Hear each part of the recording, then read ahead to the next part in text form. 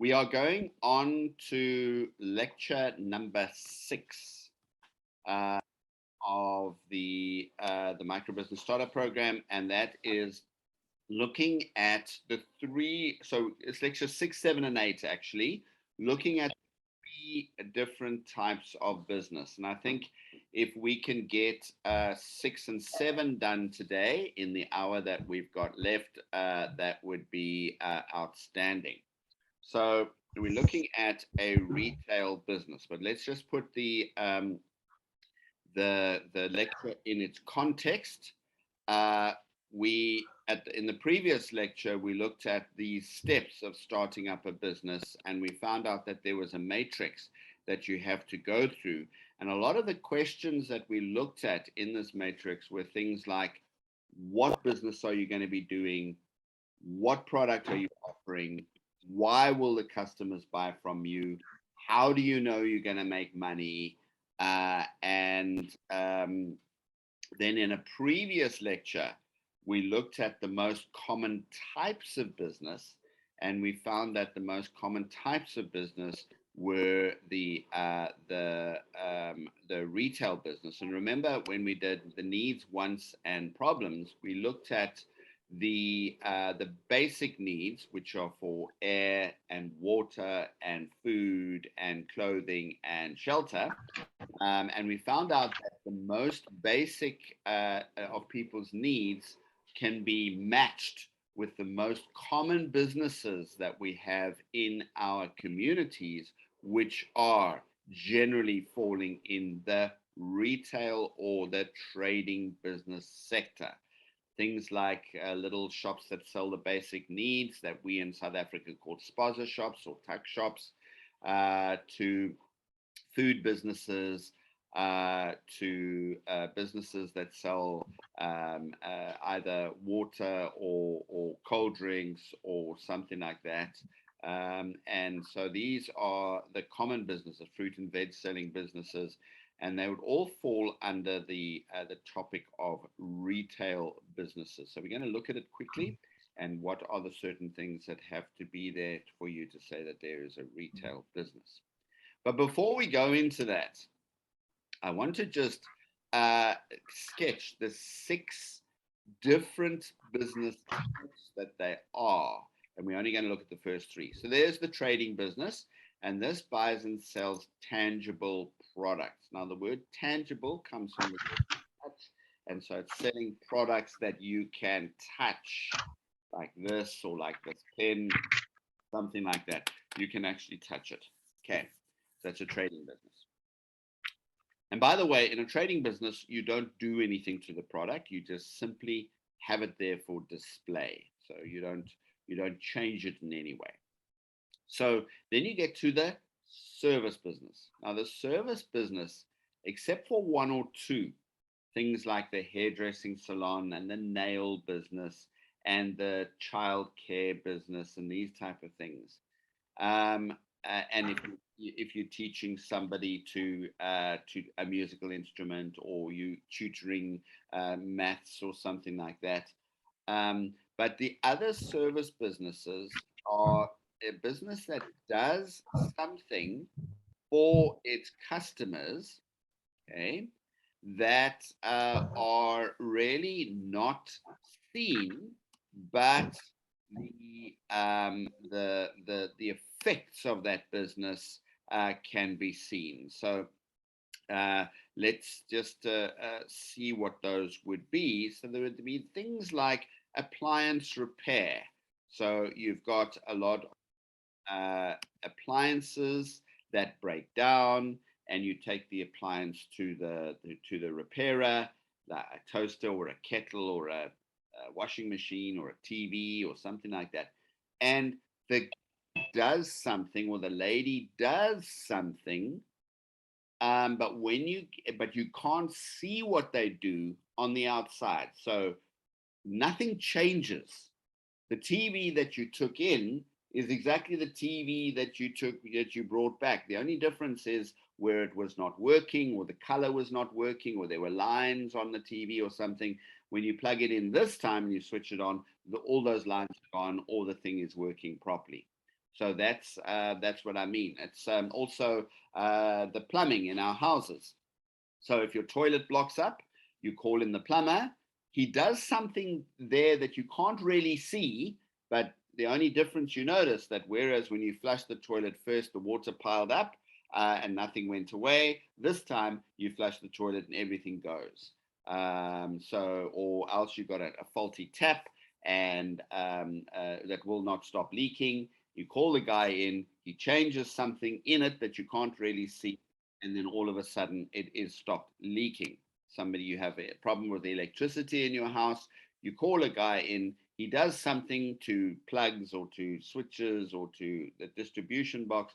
You don't know what he does, but when you flick the switch again, it works. So that's what we mean. And so a service business is different from a trading business. Like, hairdressing salon, you can definitely see what's happening. Person comes in, weaves in their hair. After the person's finished, they got long hair. So that is some of the exceptions.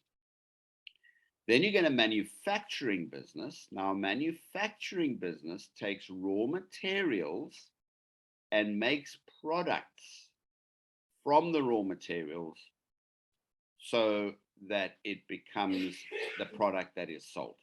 So you take raw materials on the one side, change those raw materials into a product. So you take material, a pattern, threads, buttons, zips, and you work them in such a way as you produce a dress or you produce a pair of pants. You take wood, you take glue, you take paint, you take, again, a pattern, something, and you make a table if you're doing woodwork. And so you don't, and you sell them the finished product. So that is a manufacturing business. So we've learned about trading, service, and manufacturing business. Let me ask you a question. What is a restaurant? Is it a trading business? Is it a service business? Or is it a manufacturing business? What is a restaurant? Who can tell me?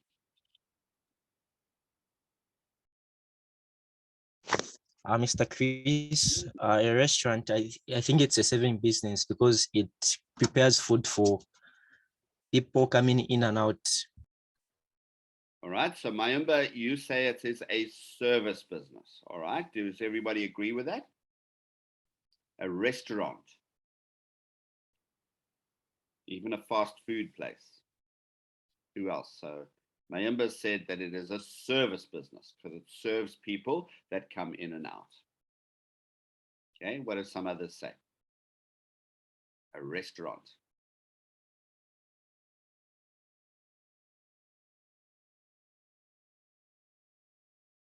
Somebody from the Masoi group, what do you say?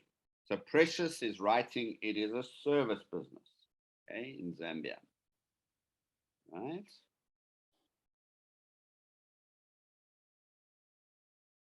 Anybody from the Masoi group?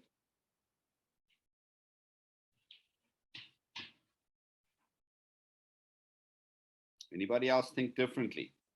So we've got Mayumba and we've got Precious saying they are service businesses. Who else has got something different? Come, people. Take a chance. So Kondwani says, I think it's also a service business. Okay. I don't agree with you, by the way.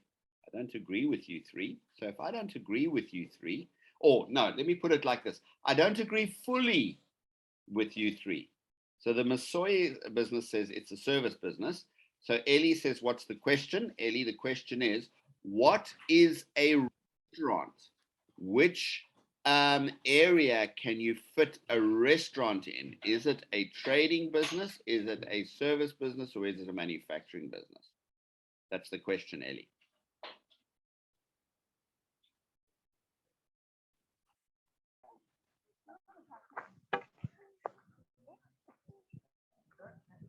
Jean, you've unmuted. Tell us what you think.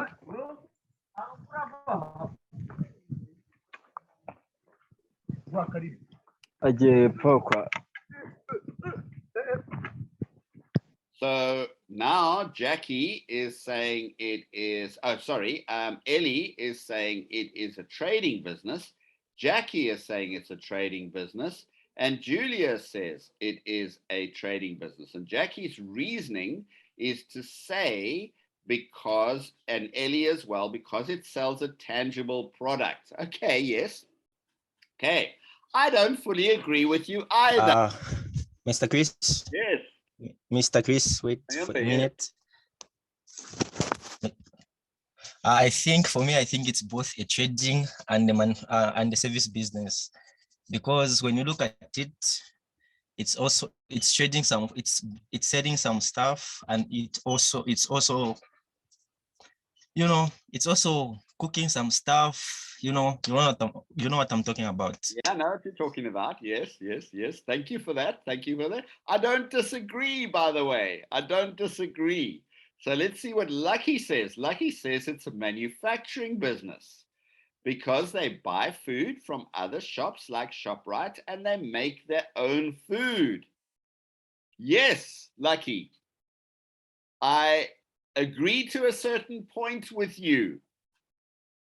The main category of a restaurant is a manufacturing business. Why is that? They're taking potatoes, they're taking maize, they're taking meat, they're taking vegetables, and they are changing them into the plate that you would be buying, or into the fast food that you'd be buying. So Kondwani says she agrees with Lucky. However, somebody in Masoy is very sharp, says it is a trading and a manufacturing and a service business. That is the exact answer. Now, how? All right, so if the restaurant, okay, of course, all restaurants make food. They take raw materials and they turn them into food.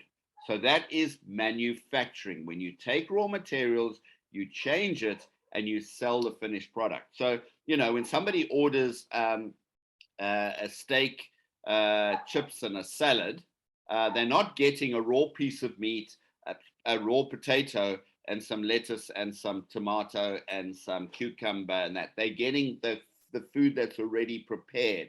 So that is the manufacturing side. If, however, you order a drink that goes with the meal, it can be a Coca-Cola, it can be water, it can be a beer, it can be whatever. That is the trading part, because you are not manufacturing the Coca-Cola. You simply are taking the Coca-Cola, you are chilling it down in your chiller, and you are taking it out and you selling it to the customer as a tangible product. So that's why it has a trading component to it. But it also has a service component to it, because if you've got a waiter or a waitress that is serving the people, there is the service. The people don't have to go to the kitchen and get the food themselves. They're sitting at a table. Somebody goes to the kitchen, picks up the food, and gives it to them. And if you are most restaurants have a way of tipping their waiter, or giving them what's called a gratuity, where you give them some money for the service that they are offering. They bring the drinks to you, they bring the desserts to you, they bring the menu to you, they clean up afterwards, and so that is the service component. So in actual fact, Masoy gets full credit by saying it is a trading, manufacture, and service business. So it was a bit of a trick question, but a very important one, because some of you are going to be doing restaurants or fast food or braai stands or something like that. And so please bear in mind that you could be a crossover between manufacturing, service, and trading. Great. Then also you have the manufacturing business.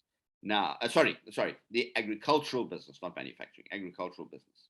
Now, this is not a manufacturing business. And agricultural is not a manufacturing business. It's not a service business, and it's not a trading business, because you are actually planting crops, you are tending the soil, watering the crops, and then you harvest the product and sell what the ground or the tree produces.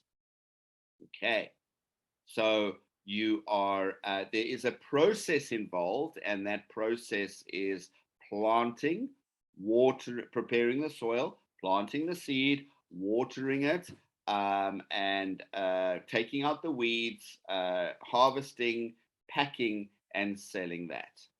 So that's why, I mean, technically, I suppose you can say it's an agricultural combined with a trading business, because you sell the product. Okay, it becomes a manufacturing a business. An agricultural business can have a manufacturing component if they change the product in some way. So let's say that you're growing potatoes, and you take the potatoes and you cut them up into the chips or the French fries or whatever you'd like to call it, and then you sell that. That would be an agricultural business combined with a manufacturing business. Okay. Then you get the mining business. Now, a mining business is a separate category in itself, because what it does is it digs minerals or precious stones out of the ground and either sells them directly or extracts the minerals from the dirt and or the rocks and sells these. So that's why it's in a different category of its own. And then finally, you get to the internet business. Now, you could argue that an internet business is actually a service business, and you wouldn't be wrong. But why I've set it in its own category is because it generally sells information like Google, and it works in cyberspace, something that you can't touch, but and it sells software, which I suppose you can touch. It sells games, storage, websites, emails. So it's put in its own category simply because it fits better than with a service business or a trading business. Okay, so there are the 6 types of businesses: trading business, service business, manufacturing, agricultural, mining, and the internet. Any questions on that before we delve into and dive into what exactly is a trading business?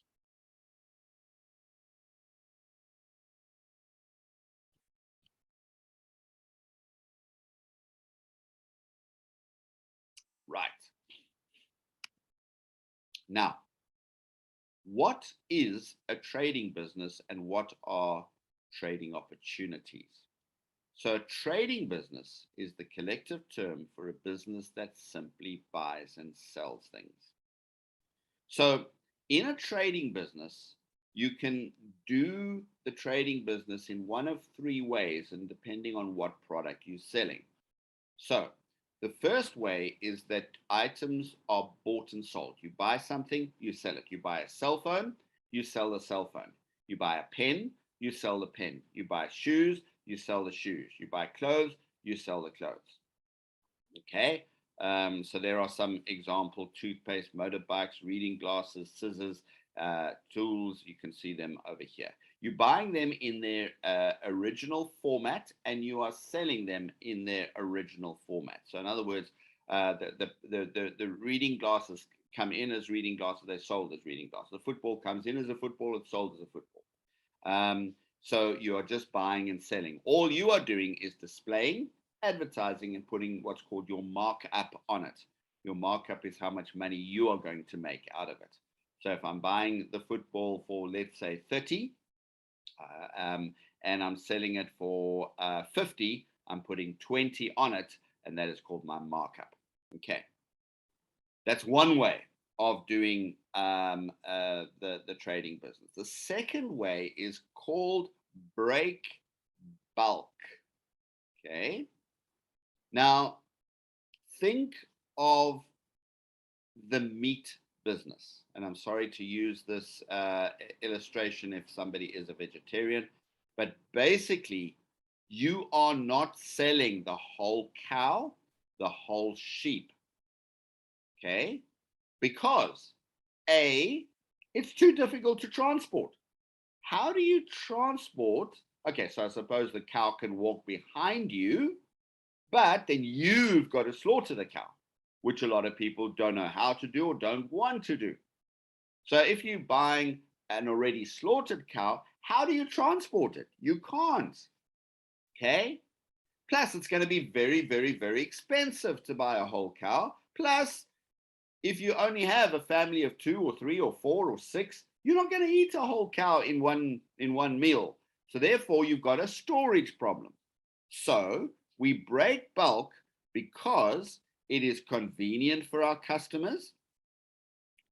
They don't have to the transport. They can buy just a couple of kilos of meat. It's cheaper because you don't have to pay for the whole cow, and it's easy to manage and transport. So other examples of it are things like cheese. Cheese is not made in the little blocks that you buy in the supermarket. Cheese is made in big blocks or big wheels, like my example here. And what they do in the supermarkets, you cut it into little pieces. And again, you do that for affordability. People can't pay for a whole cheese, too expensive. Plus, then they got the problem of storing it. So it's you make it easy for people to store. And then the third thing is easy to transport. You put it in a little shopping bag and away you go. If you've got a big wheel of cheese, which can be quite big in its roundness, it's difficult to transport. So paraffin is another example. Petrol or gasoline, another one, because basically it's delivered in these big tankers, and you come along with your vehicle or your can, and they tap out a little bit and give it to you and sell it to you. So that's an example. Even things like bananas, which grow in this long bunch, this huge bunch of maybe 30, 40 bananas. You sell it per kilo, 2 bananas, 3 bananas, 4 bananas, or something like that. So what you're actually doing is you're breaking the bulk. Bulk means the whole amount, and you're breaking it up into little portions that people can buy. Okay. I just want to answer Edna's question. She said, can an internet business thrive or work out in a time such as this where most people have phones and can use it as an alternative? So Edna, yes, but you still got to have the internet, because basically, somebody wants to ask a question and they put into Google, which is internet. They type in something, you get the answer back. Somebody wants to send an email. That's all internet. It's all over the internet. So internet businesses can actually thrive and are growing and growing and growing in the continent rather than shrinking around the world, rather than shrinking. Hope I've answered your question. All right, back to trading. Items bought and sold, break bulk. Now the third one is as follows. It's called combine and sell. Now, this is a very, very, very interesting concept, combine and sell. So what you're doing with combine and sell is you are taking items that normally fit together and you are combining them together. So you've got, for instance, a hammer, some pliers, a spanner, and a screwdriver. They are all things that a construction person would need, or all things that a car repair person would need, or all things that a woodworker would need. They would need these three. Another example is fruits that go together. But probably the best example is what McDonald's does, or Kentucky Fried does, or something like that, where they offer a combination of things: the burger, the fruit juice, and the fries or the chips. So they offer them together as a meal combo. Okay, the chicken legs, which are all done in their nice Kentucky Fried batter, and a Coca-Cola and a salad. So that is all what we call combine and sell. So we do this for three main reasons. Number one is to stimulate more sales. So if you've ever been into a McDonald's or ever been into a Kentucky Fried or something like that, you will see that they have a list of the individual products and then a list of the combination products. And of course, the combination products are more expensive than the individual products, but not more expensive than the individual items that you added together. So if you go in and you order a burger, you order a Coca-Cola, and you order a little pack of French fries or chips, as we call it here, slap chips, and you order them separately, you're going to be paying about 30% more than if you order it as the combination. So what businesses do is they realize that people, when they eat something, first of all, they want a variety. They want a burger and chips, and then they want a cool drink. So they say, let me do the thinking for the customer. And so literally they combine them together. And so it A, makes more money, but B, also move what is called a slow line. So products that don't sell well. So, for instance, let's say you've brought in some fruit juices, and the fruit juices are not going well. You run a special which says if you buy the burger, the French fries, and the fruit juice, you get it for a lesser price than if you buy a burger and the French fries or the chips and a Coca-Cola, for instance. So it's a way of moving the fruit juices. Another example of that is you see this bowl of fruit here.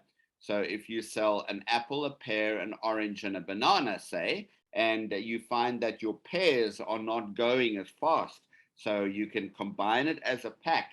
When you add the pear, so you're moving the pear, and the customer thinks they're getting a good deal. Whether they throw the pear away or not is not your business. But they feel they're getting a good deal. So it moves products that doesn't move well. But also in terms of convenience for your customers, think of the back to school pack. Now, I don't know how many of you have children, probably quite a few of you, or you will have children in the future, and those children will go to school. And at the beginning of the school year, the school produces a list and they say, your child needs to have exercise books, ruler, pencil, rubber, sharpener, pencil crayons, underliners, sticky notes. They need a whole lot of things. So if you are a wise person that runs a stationery shop, at the beginning of the year, you will make up these packs and you will sell them as a back to school pack. Now, what you're doing there is it's convenient for your customer. They don't have to go shopping, do this, and this. They just have to pack up the pack. You've done a pack, and they just pick it up, and go and pay for it. Plus, you help them to remember things. There's nothing more frustrating for a mother or a father if they go down to the store using petrol because they've taken a taxi, they brought everything that they thought, and they forgot the pencil sharpener. And they think, oh my gosh, I've now got to go to town again using money for petrol because I forgot the flipping pencil sharpener. And so if you, as a wise stationery shop owner, does the thinking for the customer's going to thank you. So that's what we mean by more convenience for the customer. Right. Any questions or comments about either buy and sell, break bulk, or combine and sell?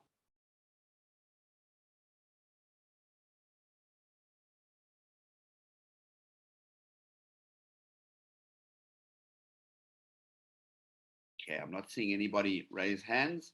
So is this making sense, my dear people? Give me a thumbs up if you are making sense and you're learning by this.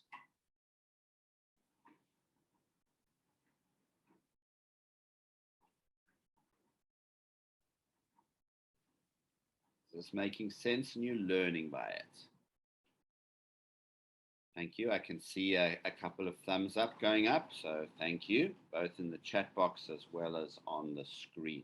All right. Now, an opportunity for a trading business exists when, number one, the product is not readily available in your community. Secondly, when you've identified a need or want that your customers have. Generally speaking, trading businesses do not deal with solving problems. Those are more service businesses. Okay, where the product is affordable, your product will help the community in some way, and of course, where competition is low. That's where there's an opportunity to run a trading business. But there is a general rule with running a trading business. It's called the law of supply and demand. And we're going to be looking at this a little bit more deeply when we go into a lecture later on in the course. So good traders find products where they are plenty and they sell them where they are scarce. Okay, so let me use an example.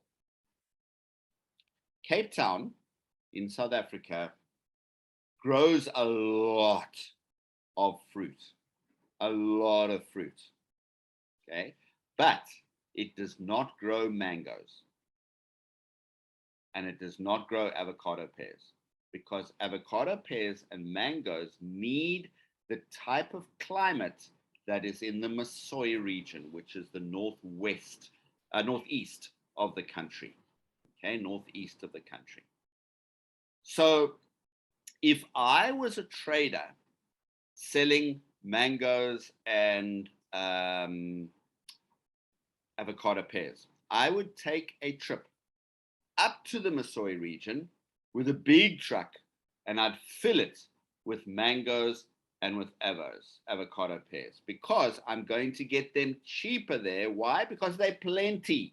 So they want to get rid of all the farmers up there, want to get rid of their stock, and so they'll sell it to me for a very good price. And there's lots of that product available, lots of mangoes, lots of avocado pears.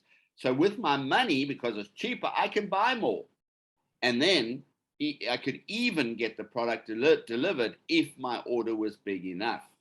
Okay, so I go there and I buy plenty. Then I bring it here to the Western Cape, where there is a scarcity of mangoes and avocado pears. Because now people love avocado pears and love mangoes, there's a high demand. So I can charge a higher price. The competition will be lower because nobody's going to go all the way to Masoi, which is a couple of thousand kilometers away, and buy the things. And so people will be able to buy the product, and there's of course an opportunity. So the law is, if you can, or the rule is rather, not the laws, if you can look for a product where it's produced in quantity and bring it to a place where it's produced where it's scarce, then you've got a better business opportunity.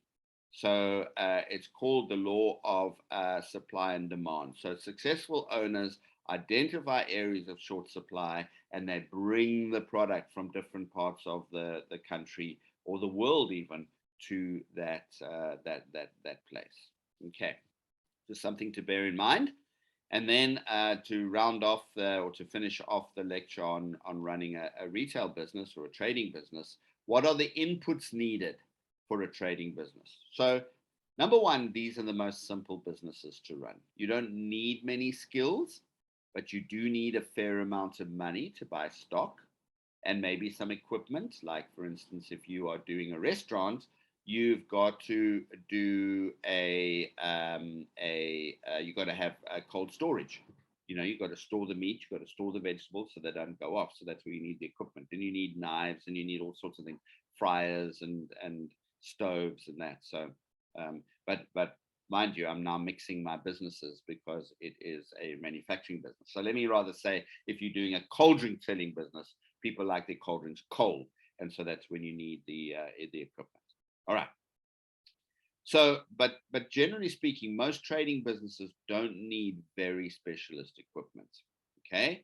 and generally they have a fixed place. All right. So they operate from a fixed place, somewhere where people can find it. Okay, good. All right, so that is the retail or trading businesses. Any questions about that business? Holly, Slee, and Brian, I will answer your question at a later stage because we've covered this. Unfortunately, you were not on line when you were. I saw that you weren't on when you do that. So I'll answer it probably at the end of our training today. All right, so let's summarize a trading business. So first of all, we looked at the different types of businesses. Then we looked at 3 different ways you can run a trading business. First of all, you can just buy things and sell them. Secondly, you can buy things in bulk and break the bulk and sell it in smaller quantities, or else you can decide to do a combine and sell, where you are combining things that naturally fit together and selling them as a pack. And then we looked at where opportunities exist. And again, it follows the 3 basic conditions for there to be an opportunity. You've got to find a need or a want. You've got to have a price that people are willing and able to pay, and the competition's got to be low, or you've got to be doing something different. And then we found out that the most successful trading companies find things that are find areas of plenty, and they bring the products to places where they are scarce. And like we said, it's a very simple business to run. Your inputs are money, stock, equipment, and they all need a fixed place in general. Okay, I'm going to stop the recording.